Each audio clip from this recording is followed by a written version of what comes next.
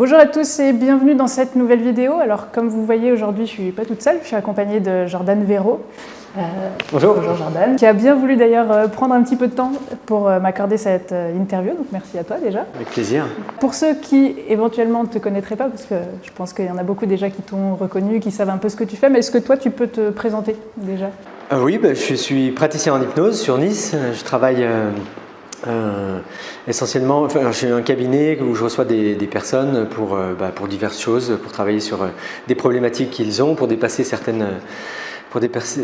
justement certaines de ces problématiques. Je suis également formateur en hypnose et en EFTH, qui est une technique de libération émotionnelle. Voilà, essentiellement, c'est ça que je fais. Après, c'est en termes de travail, quoi. Okay. Et de passion. Oui, et de passion aussi. Oui, forcément, ça va. Si, je suis aussi auteur. J'ai écrit plusieurs livres sur l'hypnose aussi. J'ai écrit 4 livres, dont un en collaboration avec des psychiatres, des infirmiers et d'autres hypnos. Et il y en a un 4e en préparation. Voilà, on en reparlera. Déjà, premier temps, est-ce que tu peux nous parler un petit peu de ton parcours, de comment tu en es arrivé finalement à l'hypnose? Oui, comment je suis arrivé à l'hypnose?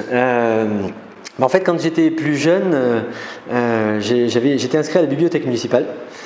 Je faisais mes petites recherches sur le Minitel. Bon, je suis vieux. Donc, je faisais mes petites recherches sur le Minitel de la bibliothèque et puis je lisais beaucoup de livres. Je lisais beaucoup de livres de science-fiction. J'aimais bien ça. Et notamment, vers mes 14 ans, j'avais lu un livre d'Aldous Huxley qui s'appelle « Le meilleur des mondes ». Et dans ce livre-là, il parlait d'hypnopédie. Et c'était, de ce que je me souviens, parce que c'est loin maintenant, mais l'idée c'était d'apprendre en dormant. C'est-à-dire qu'il crée des classes différentes d'humains, je ne sais plus comment elles s'appelaient, alpha, bêta, delta, gamma, etc., qui étaient destinées à des métiers différents. Et pendant que les enfants dormaient, il leur inculquait tout ce qu'ils avaient besoin de savoir pour les métiers futurs qu'ils feraient. Et du coup, je m'étais dit, mais tiens, mais ça existe ça? Est-ce que ça serait possible? Ou est-ce que ça fait partie de la science-fiction? Et du coup, j'ai été sur mon Minitel et j'ai tapé hypnopédie et j'ai rien trouvé. Mais en commençant à taper hypno, j'ai tapé une recherche avec hypno pour faire plus court, parce que je me suis dit ça a peut-être un autre nom, et je suis tombé sur hypnose. Je me suis dit c'est quoi ce truc-là? Et j'ai pris mon premier livre d'hypnose, qui était un livre heureusement, qui était un livre de Paul Clément Jagot, que j'ai beaucoup aimé. Et du coup, j'ai fait mes premières inductions sur mon frère qui avait à l'époque 6 ans. Ah oui, ok. Et toi, tu avais quel âge là? J'avais 14. Ok. J'avais 14 ans. Et ça m'a passionné. On s'est pris une bonne barre de rire quand même pendant cette induction avec mon frère.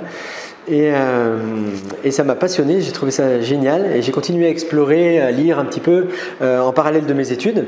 Ensuite j'ai fait des études d'ingénieur, mais ça restait toujours en arrière-plan. Donc j'avais été voir différents courants, un petit peu l'Hellmanien, mais je l'avais à peine touché du doigt. Ensuite j'ai été voir le courant un petit peu PNL. Celui-là je l'ai beaucoup plus creusé à cette époque-là. Et puis j'ai été voir un petit peu d'autres personnes, David Kaloff, des choses comme ça, qui me faisaient un peu me balader. Bon, à l'époque, j'étais pas assez mûr pour aller toucher trop Erickson. Je comprenais rien à ce que faisait Papy, mais je commençais un petit peu tout doucement. Et puis, donc j'ai fait mon école d'ingénieur. Ensuite, j'ai fait différents métiers, chef de projet en informatique, responsable d'équipe de conducteurs de train. Et puis, je travaillais dans la SNCF avec des conducteurs de train, j'y avais été exprès, parce que j'en avais marre de parler à mon ordinateur. Je voulais plus de communication et je voulais aller vers un public qui était réputé un petit peu franc du collier, qui n'hésite pas à dire ce qu'il pense, etc., pour me confronter à des relations qui peuvent être conflictuelles, mais où je devais gérer, puisque j'étais responsable d'équipe de conducteurs de train. Et j'ai trouvé ça super intéressant et je me suis rendu compte que les conducteurs... parfois avaient des problématiques personnelles qui pouvaient engendrer un défocus et qui pouvaient engendrer ce qu'on appelle des événements chez nous. Par exemple, le conducteur qui est trop focalisé sur les problèmes qu'il a avec sa fille et qui se dit ce soir en plus je vais pas dormir chez moi et du coup il pense à ça et pendant ce temps la pancarte de la gare qui est à 1000 mètres parce qu'il faut un certain temps pour freiner, il la voit pas, il freine pas et il rate la gare. Et du coup, il va s'arrêter à la suivante, ce qui fait beaucoup de problèmes au niveau clientèle. Et c'est un événement chez nous. et d'autres événements qui peuvent être un petit peu plus gênants, qui sont rattrapés par l'électronique.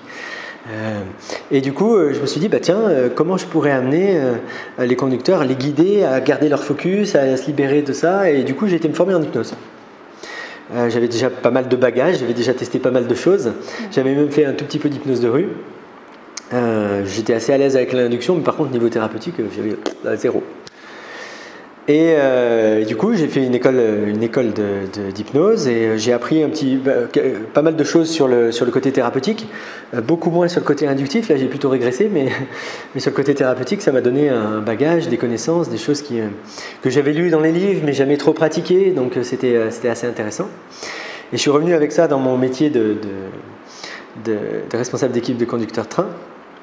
Et j'ai pas vraiment utilisé l'hypnose avec mes conducteurs parce que ça aurait pas été super sain. Mais par contre, j'avais beaucoup amélioré ma communication, pouvoir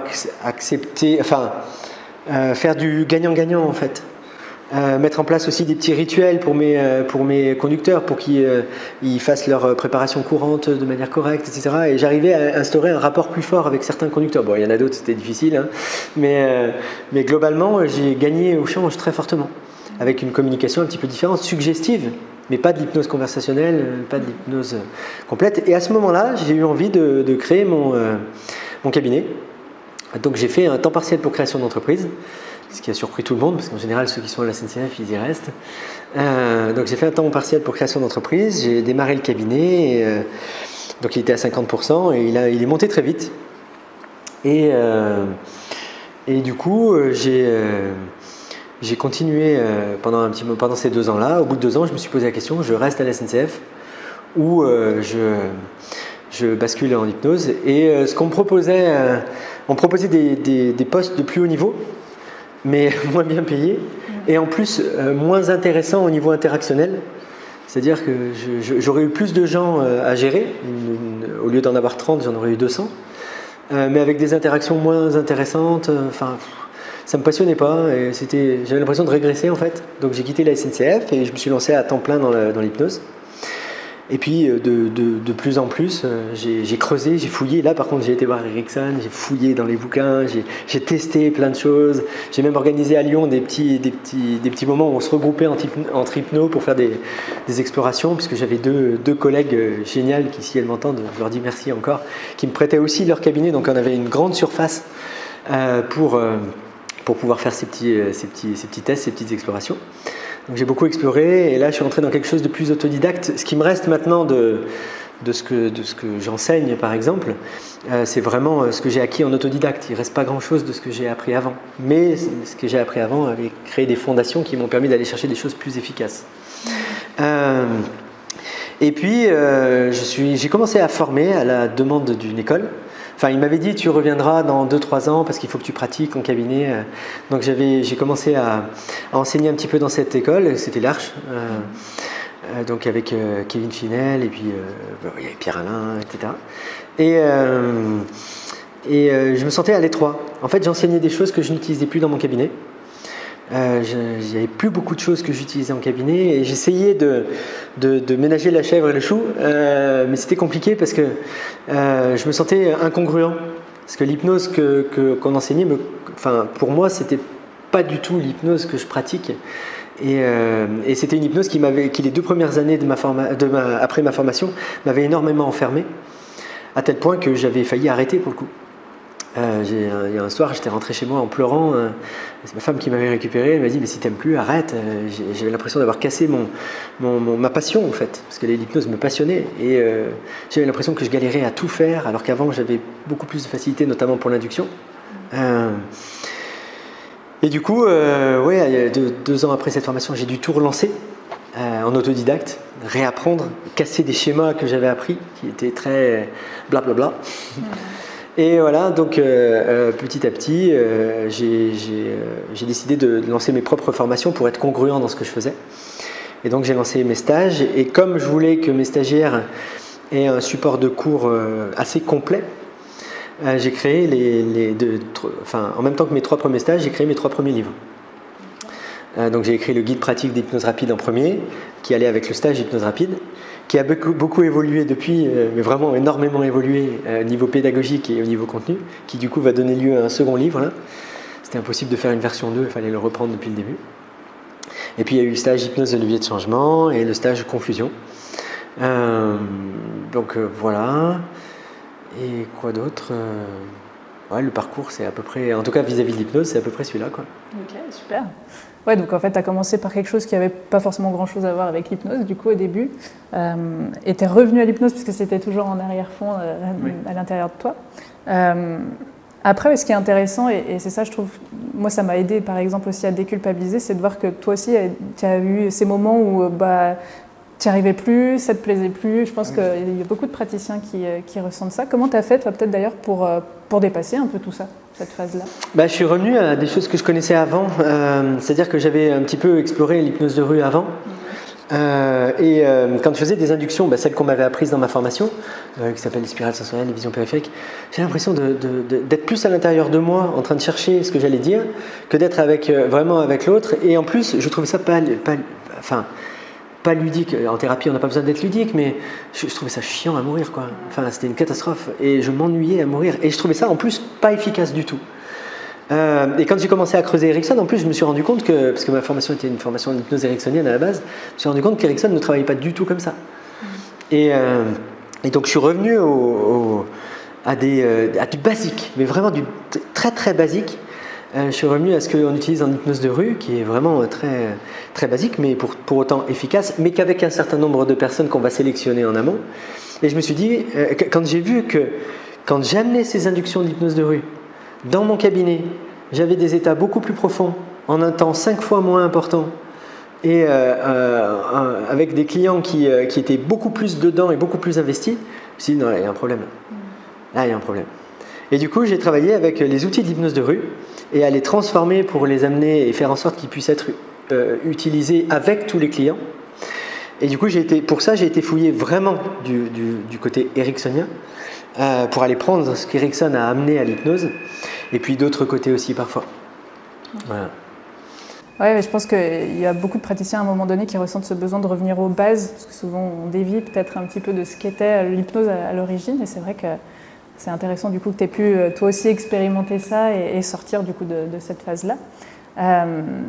Du coup, toi, à l'heure d'aujourd'hui, peut-être s'il y a des choses que tu pourrais conseiller peut-être aux débutants ou des choses comme ça qui pourraient les aider peut-être à sortir un peu de ces moments un peu difficiles, tu leur conseillerais quoi, ou même des conseils basiques? Au tout début, c'est quand on se trouve dans la galère, je pense qu'il faut revenir vraiment aux fondamentaux, c'est-à-dire revenir aux suggestions directes, les plus simples, genre ta main est attirée vers le visage.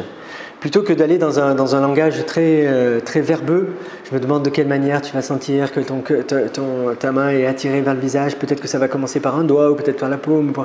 Qui donne un langage assez pompeux, assez bizarre, et qui donne aussi l'idée que aucune phrase n'est importante puisqu'on en répète plein les unes à la suite des autres. C'est de revenir aux fondamentaux à des suggestions très simples et à faire vraiment des suggestions simples et peut-être en enchaîner 4 ou 5 pour se rendre compte de leur efficacité. Comme ça permet d'enlever tout ce qui est un petit peu alambiqué au départ, et ensuite on le reprend, mais au compte-gouttes. On va rechercher au compte-gouttes. Et je dirais d'aller voir des gens qui font des choses très simples, comme moi j'entends des fois des hypnotiseurs de cabinet qui disent « Oh oui, mais Jack Quinn, j'ai regardé, il n'y a rien dedans, c'est naze. » Moi, Jack Quinn, c'est celui qui m'a permis de rester dans l'hypnose. Sans Jack Quinn, je ne serais pas là. Jack Quinn, il a écrit un livre qui s'appelle Reality is Plastic, qui se trouve aussi en français avec Hypnose impromptue. On le trouve difficilement, mais il se trouve encore. Et c'est vraiment l'hypnose la plus simple qu'on peut faire. Mais elle est extrêmement efficace. Elle est très très efficace. Et déjà, savoir bien faire ces basiques avant de faire des phrases dont certainement les gens se rendront compte qu'ils n'en ont plus besoin du tout, parce que ça ne sert à rien. C'est revenir à ces fondamentaux-là, faire des choses, ces fondamentaux-là. J'ai repris mon accent stéphanois pendant quelques temps. Et du coup, revenir à des choses vraiment très très simples, basiques, suggestion boucle, avec des effets très simples, la main qui s'approche du visage, mais vraiment faire du simple. Et regarder des vidéos de Jack Quinn, par exemple, des vidéos ludiques, et de se dire, tiens, comment je peux amener ça dans la thérapie ? Parce que l'hypnose de nos anciens, si tu regardes, je ne veux pas que vous voyez quand même, si tu regardes Libo, si tu regardes Bernheim, les suggestions, les inductions, elles sont super simples. mais vraiment hyper simple. Et elle marche avec plein de gens. Il va prendre les pouces, il va dire, et vous pensez au sommeil, vous vous endormez profondément, vous pensez à comment les pensées ralentissent, comment les paupières relaxent. C'est super simple en fait. Et ça marche déjà très bien. Donc revenir à du simple, arrêter de faire du blabla, de se prendre pour un compteur, etc. En plus, le compte, il met quelqu'un qui compte beaucoup, se met un peu en position haute.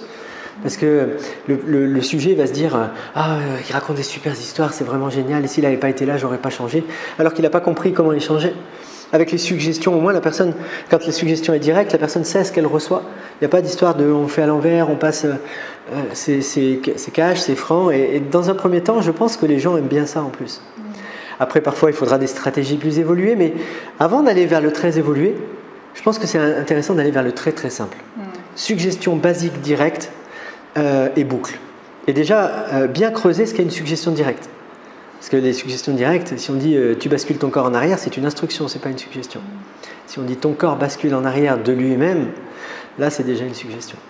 Ouais, bah c'est un très bon conseil que moi-même j'en suis arrivée à appliquer aussi, parce que c'est vrai que je me sentais, je pense que beaucoup aussi, on se sent souvent submergé après les formations par toutes les informations qu'on a.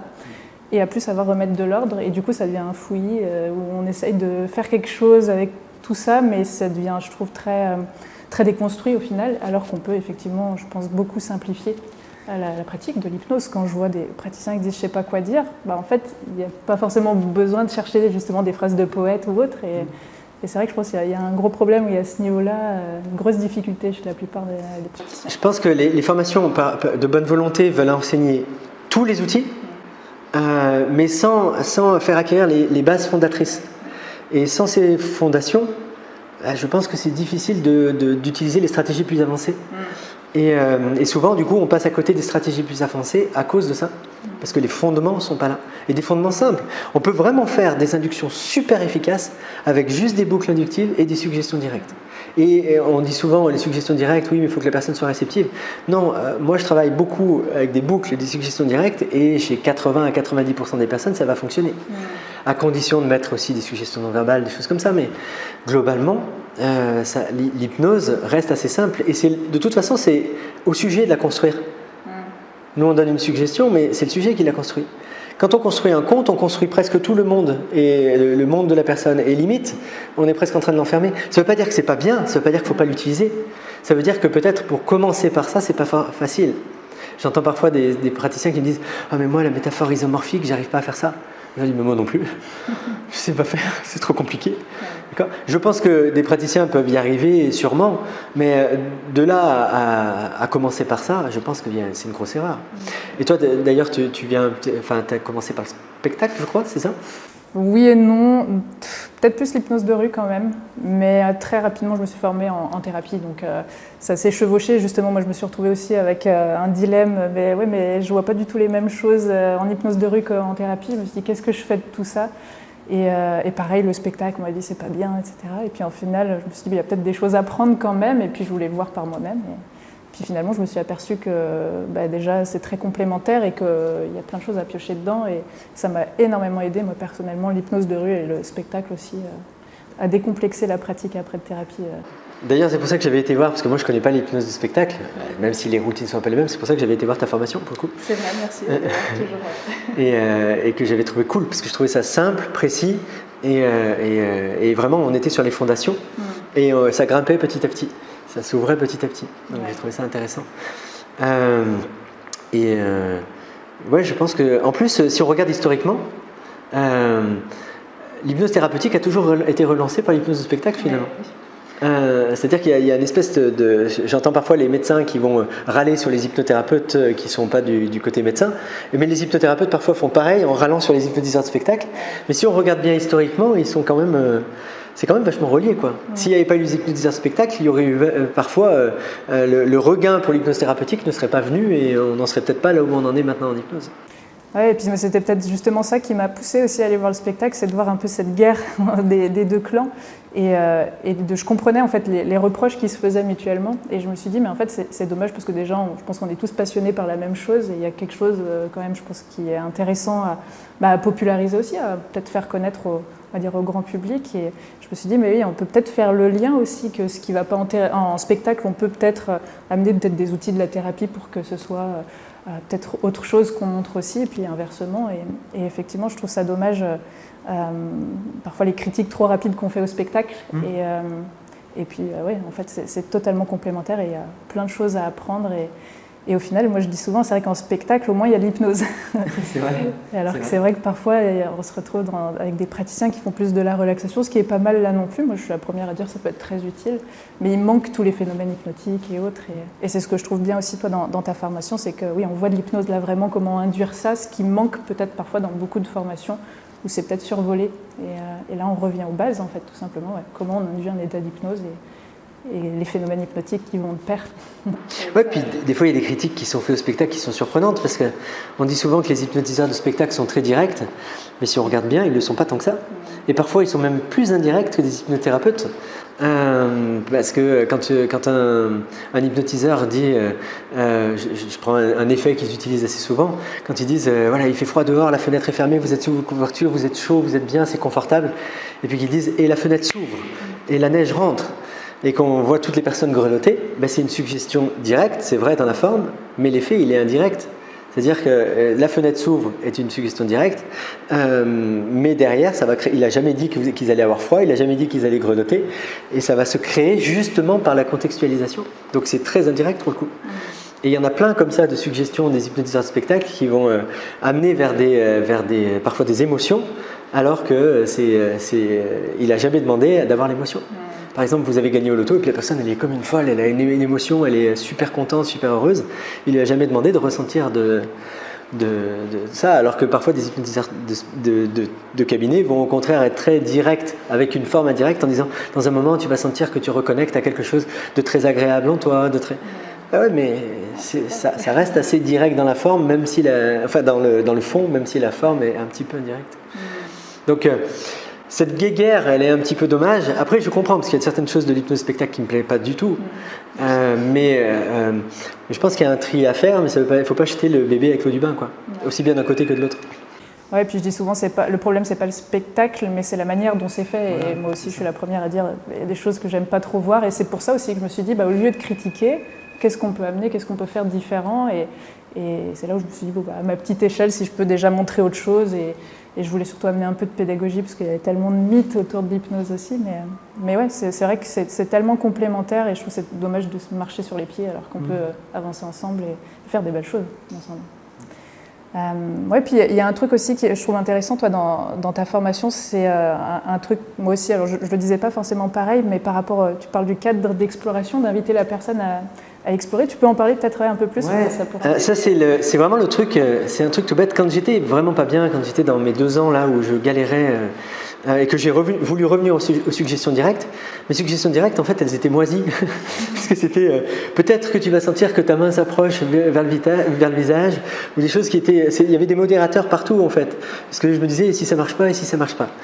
Et je cherchais à avoir confiance dans le fait de pouvoir faire des suggestions directes.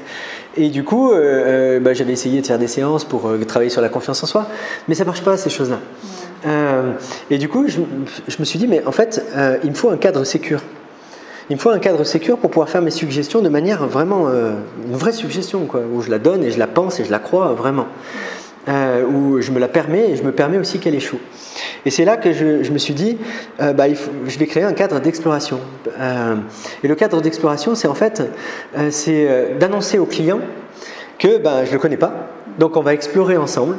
Et je présente qu'il y a plein de portes pour rentrer en état d'hypnose. Et que l'idée, c'est, on va en tester plusieurs. Certaines fonctionneront bien pour vous, d'autres fonctionneront un peu moins bien. Et on les laissera de côté peut-être un moment, où on apprendra à les traverser aussi, pour aller peut-être un peu plus loin. Rassurez-vous, vous n'avez rien à réussir, juste à être vraiment curieux de ce qui va se passer. Si quelque chose ne fonctionne pas, on le dépassera après, ou on utilisera une autre porte. Vous en faites pas pour ça, au contraire, soyez juste curieux de ce qui se passe. Et c'était une manière pour dire, ouais, des choses peuvent échouer. Et c'est normal, parce qu'après tout, comment aller toucher les limites des possibilités d'une personne si on veut jamais que ça échoue? Parce que le moment où on dépasse le trait, il est à quel moment? Il y a un moment, il faut explorer. Et donc pour pouvoir explorer, il faut accepter de se rater. Et ce cadre d'exploration, il était là pour ça. Et c'était aussi pour dépressuriser le client. Je dis souvent dans mes formations, s'il n'y avait qu'une seule chose que je devais enseigner aux praticiens, si j'avais le droit d'enseigner qu'une chose, ce serait ça. C'est ce cadre d'exploration, parce qu'il permet d'être plus libre. On se dit, ouais, si je rate, c'est pas grave, je lui ai dit qu'on allait explorer ensemble. On explore, on peut se tromper. Et puis, ça va même au-delà de ça, je prends souvent cette métaphore, mais imaginons, vous prenez Indiana Jones avec l'Arche perdue, et il la trouve tout de suite. Et on s'emmerde. Oh, pardon, on s'embête, on s'ennuie. On s'ennuie. On s'ennuie si tout se finit comme ça. Il n'y a pas de boule qui le suivent et où il court derrière. Il n'y a pas de danger, il n'y a pas de risque, il y a pas de. Et c'est ce truc-là que j'avais perdu en hypnose. J'avais peur de tout en fait. J'avais peur de tout parce qu'on m'avait toujours dit il faut être indirect, il faut passer par. Mais en fait, plus on est indirect, moins on voit droit au but et moins la personne rentre vite en état d'hypnose. Et en fait, l'indirect, c'est même, ça peut même provoquer de la méfiance ou du doute. Donc, c'est pour ça que je m'étais dit, ouais, il faut que tu te donnes un cadre sécure. Et le cadre d'exploration, j'avais un peu l'idée, c'est un peu comme si un enfant, quand on veut lui apprendre à marcher, on lui tient un petit peu les mains. Et puis à un moment, on va commencer à lâcher. Et puis lâcher un petit peu plus, jusqu'au moment où l'enfant il y arrive. Mon cadre d'exploration, c'était ça. J'ai le droit d'échouer. Il y a quelque chose qui me retient, mon cadre. Parce que le client sait que j'ai le droit d'échouer, moi j'ai le droit d'échouer, donc je me ferai pas mal. Et c'était ça le cadre d'exploration du coup. Ouais, je pense que ça déculpabilise tout le monde, en fait, autant le praticien que la personne en face. Et je pense que c'est ça aussi qui a mis des freins aux praticiens pour oser faire de l'hypnose. Parce que justement, par la peur de ne pas réussir un phénomène, par exemple, ils s'interdisaient de le faire, comme ça ils disaient au moins. Et c'est vrai que jouer la sécurité, c'est dommage, parce que oui, je pense qu'on s'empêche à la personne aussi de lui faire explorer et vivre des choses intéressantes. Donc, ouais, je trouve que c'est hyper déculpabilisant et puis de savoir que voilà, en fait, tout le monde a le droit à l'erreur, même toi t'en fais, moi j'en fais aussi. En formation, tous les jours, en cabinet, pareil. Tous les jours, il va y avoir une suggestion qui ne prend pas. Et c'est pas grave, on rebondit, on apprend à faire avec l'échec, plutôt que de le fuir. Parce que quand on fuit l'échec, du coup, on en fait de moins en moins pour jamais toucher les bords. Du coup, petit à petit, on se dit non, mais ça, je ne vais pas le faire parce que je l'ai déjà raté une fois. Et puis, je ne savais pas trop quoi faire derrière. Et puis ça, non, je ne vais pas le faire non plus. Et puis au bout d'un moment, on se retrouve avec une hypnose sans phénomène hypnotique, comme tu disais. Et même à un moment donné, on va se dire, mais en fait, je ne fais plus d'hypnose, j'ai plus envie d'en faire, je ne me sens pas bien en faisant. Et on se crée une pression monumentale pour rien, et petit à petit, on arrête, quoi. Et je pense que, ouais, il y a un moment où il faut se donner un cadre où on se permet d'avoir le droit de rater. Ouais, je pense que c'est important, même dans la vie de tous les jours d'ailleurs. Donc ouais, on arrive à la fin. Peut-être une dernière question par rapport à plus tes projets à venir. Donc tu disais que tu as un projet de livre là qui est presque fini. Du coup, ouais, il est presque fini. J'ai un petit peu de retard, mais j'avance progressivement. J'avais prévu de le sortir début septembre. Je pense qu'il va sortir plutôt début octobre. Ouais, c'est un livre. En fait, quand j'ai écrit le premier guide pratique d'hypnose rapide, c'est parce que je partais avec des idées sur ce que les gens avaient acquis en formation initiale, et moi je les aidais à s'améliorer dans les inductions. Et je me suis rendu compte que certaines bases, en fait, certaines fondations n'étaient pas bien posées. Quand j'ai écrit guide pratique d'hypnose rapide, j'ai pris comme idée de départ que ces fondations étaient posées, donc je les ai pas réexpliquées, j'ai pas montré comment on agençait une induction et toutes ces choses-là. Là, j'ai décidé de reprendre depuis le début. C'est-à-dire que le livre qui va sortir, que je suis en train d'écrire, c'est un livre sur comment créer des inductions efficaces depuis le début jusqu'à la fin. Donc de créer une induction complète qu'on peut même automatiser pour avoir l'esprit libre. Et puis petit à petit, au bout d'un moment, c'est automatiser aussi le fait de créer pour ensuite être libre et ne plus avoir besoin ni d'avoir de script sur lesquels on se repose. Parce que je pense vraiment qu'avoir la tête libre permet de vraiment observer l'autre et de vraiment s'adapter à l'autre. Donc ce livre-là, c'est un focus sur une partie qu'abordait le guide pratique d'hypnose rapide, mais sur un focus et un détail. C'est vraiment, j'ai zoomé sur cette zone-là pour le détailler très très fortement. Dans le guide pratique d'hypnose rapide, je présentais les briques, mais je ne présentais pas vraiment comment les imbriquer justement. Du coup, il y a beaucoup de gens qui m'ont posé des questions sur ça. Là, en amont de ça, j'ai été comment se sont créées les briques. C'est-à-dire que parce que moi au départ, quand j'ai commencé après ma phase des 2 ans où j'étais en galère, je me suis écrit des scripts, je les ai peaufinés pour qu'ils soient efficaces avec le maximum de personnes, et j'en ai écrit 4 ou 5 comme ça, et au bout d'un moment je me suis rendu compte qu'en fait il y avait des petites briques que je pouvais interchanger. Et c'est là que les briques sont nées. Et du coup je savais comment les agencer parce que j'avais déjà créé plusieurs inductions d'un bout à l'autre. Et c'est le livre, c'est ce qu'il se propose de présenter. Et il a à voir avec la pédagogie qu'on voit maintenant en formation dans le stage hypnose rapide qui a beaucoup évolué depuis.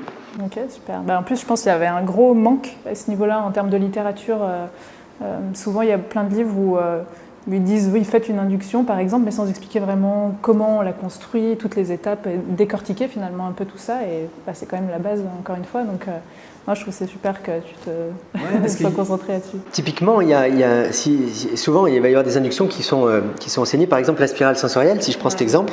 En fait, quand on regarde sur le fascicule de description d'une spirale sensorielle, c'est décrit très simplement. On dit ratifiez, faites remarquer à la personne 5 choses visuelles, faites une suggestion. Faites remarquer 5 choses auditives, faites une suggestion. 5 choses kinesthésiques, faites une suggestion. Gustative, olfactive, une suggestion. Puis ensuite, vous recommencez le même process, 4, 3, 2, 1. Voilà, ça c'est la description de l'induction. Et en fait, une fois qu'on a dit ça, on n'a rien dit. Il y a tout à faire, tout à construire. C'est-à-dire que toute la charge mentale de la construction de l'induction est à la charge du praticien qui est en train d'apprendre. Donc il va devoir tout réussir à agencer. Et en fait, c'est facile à enseigner, mais c'est inefficace à utiliser. Et encore plus dans l'apprentissage. Donc c'est pour ça que je voulais dépasser un petit peu ça. Et les scripts sont souvent diabolisés. Faut pas faire de script, malheureux, faut s'adapter à la personne, c'est fou, c'est un truc de dingue, va des rétros, Satanas. Je pense que c'est une erreur en fait. Le script permet justement, lorsqu'on connaît bien, qu'on l'a automatisé, d'être libre là-haut, ce qui fait qu'on va pouvoir observer l'autre. Alors que si je suis en train de réfléchir à ce que je vais dire, la réflexion, c'est s'observer soi-même. Donc ça prend de l'attention, je suis en train de réfléchir, d'observer mes idées, de les jauger, et du coup j'observe moins l'autre, j'ai moins de capacité d'attention à l'autre. Donc faire une spirale sensorielle par exemple, pour moi, ramène beaucoup à l'intérieur. C'est difficile à automatiser, on peut y arriver, mais c'est difficile. Et même les praticiens qui les enseignent, ces spirales sensorielles, quand ils en font une, ça ne ressemble pas vraiment à ce qui est sur le papier. Ouais, c'est sûr. Ça se transforme énormément en fait. Donc, parce que déjà, même si je prends cette induction spécifiquement, elle n'est pas faite pour ça à la base. C'était une auto-induction créée par Elisabeth Erickson pour se mettre en auto-hypnose. Parce qu'en auto-hypnose, on n'a pas besoin de savoir où en est l'autre. Oui. Par contre, dans une induction, on a besoin de savoir où en est l'autre. Et avec une spirale sensorielle, par exemple, c'est difficile. Après, il y a d'autres inductions qui sont compliquées, mais je pense que c'est mieux de faire une induction qui soit basée sur des phénomènes hypnotiques observables, justement. Parce que ça entraîne la personne à aller toucher les ressources, les compétences hypnotiques et les phénomènes hypnotiques qui vont servir à son changement de toute façon. Parce que l'induction, à la base, c'est pour créer de la réactivité et monopoliser les ressources qui vont servir au travail thérapeutique derrière. Ouais, c'est chouette. Du coup, j'ai hâte de lire le livre, même si déjà j'ai un bon aperçu de ce que tu vas présenter avec la formation, mais c'est chouette. Peut-être une dernière question, si tu as des conseils de lecture ou toi des lectures qui t'ont inspiré, peut-être dans le milieu de l'hypnose, tu les conseillerais lesquelles ? Dans le milieu de l'hypnose, alors pour des débutants, pour des confirmés, pour… ce qui te vient. Ce qui me vient. Je pense que c'est intéressant d'aller déjà vers du simple, donc j'irai vers Realities Plastique, hypnose impromptue. Ouais. Ensuite, il va falloir, une fois que ça c'est acquis, c'est le petit noyau dur qu'on trouve en hypnose de rue par exemple. Il y a aussi le DVD Manchurian, je ne sais pas si on le trouve encore, d'Anthony Jacquin aussi. Donc ce petit noyau dur d'une hypnose simple. Ensuite il va falloir aller bâtir dessus, donc après on peut aller chercher du côté, sur le plan inductif, on peut aller chercher du côté un petit peu de Richard Bandler, je pense, qui peut être intéressant, les secrets de la communication, transformation, plutôt transformation d'ailleurs, qui sera plus intéressant je pense. Et puis ensuite, par contre, sur les stratégies thérapeutiques, il faudra se diriger vers Taproots, par exemple, de Bill Hanlon, ou A Guide to Transland, qui a été traduit, mais je ne sais pas le titre français, qui est aussi de Bill Hanlon. Je sais que ça a été traduit il n'y a pas longtemps en français aussi. Donc pour les stratégies thérapeutiques, parce que je pense que Bill Hanlon est un de ceux qui a le mieux décrit les stratégies d'Erickson, qui était quand même un thérapeute assez hors du commun pour le coup, pour pas paraphraser un de ses titres de livres, mais qui a apporté beaucoup sur le plan thérapeutique en tout cas. Sinon, quoi d'autre ? Après, il y a des petits livres qui sont sympas, même s'il y a encore des petites choses qui ont été remises en cause depuis longtemps, comme Monstres et Baguettes Magiques, qui donne un petit aperçu assez sympa. Voilà. Puis après, il y a les historiques. Moi, je sais que j'aimais bien les Paul Clément Jagot sur l'hypnose, ou Jean Filiatre. Mais quand on me dit ça, non, mais il ne faut pas envoyer vers ça. Ouais, il y avait un côté direct et puis il y avait un côté très intéressant qu'on trouve pas beaucoup dans les livres d'aujourd'hui. Ils avaient tendance à dire l'hypnose c'est facile. Et je pense que quand on parle de l'induction hypnotique, je pense que oui c'est facile. Enfin en tout cas ça peut l'être et qu'on l'a énormément compliqué pour rien. Et eux ils ont cette faculté à le donner de manière facile. Ça marchera pas, ce qu'ils proposent ne marchera pas avec tout le monde. Mais ça donne quand même des bases. Et puis, une espèce d'engouement. Moi, Paul Clément Jagot, si j'avais pas commencé par lui, je ne sais pas si j'aurais continué, en fait. Ouais. Quand j'avais 14 ans, ça m'a motivé, en fait. Je me suis dit, mais c'est génial, en fait. C'est top. Ouais. Ouais, et puis pour l'époque aussi, je me dis, c'était les rares livres qui démocratisaient autant l'hypnose, parce que c'était quand même un truc très mystérieux. C'était limite, comment on appelle ça, c'était limite proche du sortilège. Il y avait un espèce de truc ésotérique derrière. Et encore, des fois, on voit ça. L'autre fois, j'étais dans un truc ésotérique, dans un magasin ésotérique. J'étais à Marseille, je faisais une formation. J'ai été dans un truc ésotérique. J'ai dit, vous avez des livres sur l'hypnose? Non, trop dangereux, monsieur. Ok, d'accord. Il y a encore ce truc qui est un peu bizarre qui peut y avoir. Ça perdure, ouais. Donc voilà, bon, maintenant on en est quand même bien sorti, mais il y avait ce truc-là. Ouais. Bon, bah cool, ça leur fera de la lecture. On va pouvoir s'arrêter là. Merci à toi, du coup, d'avoir pris ce temps-là. Avec plaisir. On va aller manger. Ouais, on va aller manger, ouais, parce que je commence à sentir le ventre qui fait.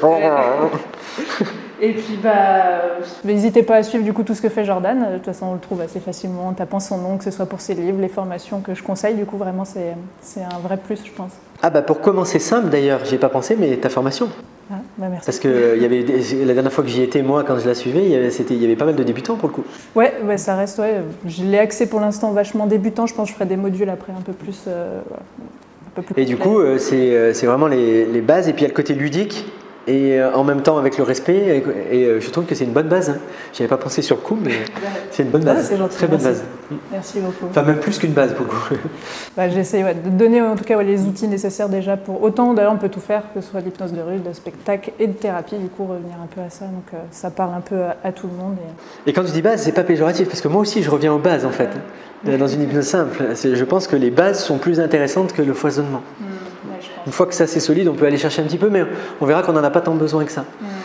Par contre, se remettre en cause, aller chercher toujours, c'est intéressant. Mais voilà. C'est sûr. Merci beaucoup. Merci à toi. Et puis il est temps d'aller manger maintenant. Ouais, c'est sûr.